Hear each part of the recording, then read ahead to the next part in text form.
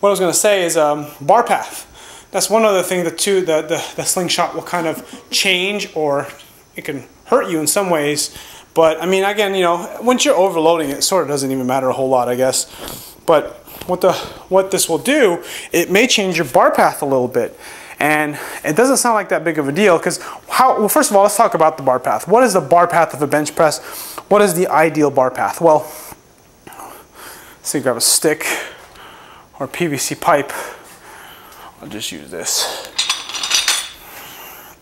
Okay, just looking at this here, you bring the bar just below your nipple line, and when you press up, it kind of goes up in an arc like this. That's a little bit exaggerated, but let me just show that again. From here, the chest, elbows are in, chest is tall. Like this. Kind of weird because I got gravity working against me in a weird direction.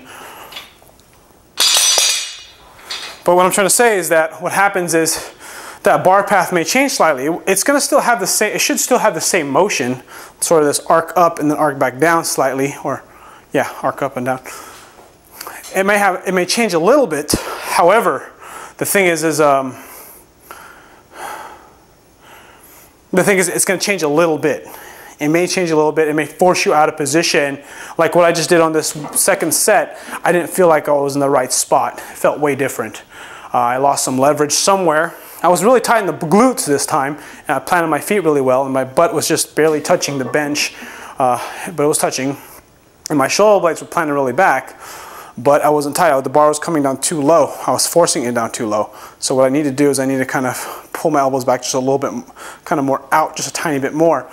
And these are little subtle nuances. And again, it applies to everything. But I would say it matters more in powerlifting when you're working with 1 rep maxes a lot more often and you're trying to improve your score, because that pathway is really, really important, and you need to make sure it stays essentially the same. I mean, if you listen to Louis Simmons stuff, or if you've been powerlifting for a long time, or you've learned different things, they always say that you should have the most vertical bar path and get a really big arch. You know, I'm not gonna try to be a world-class powerlifter.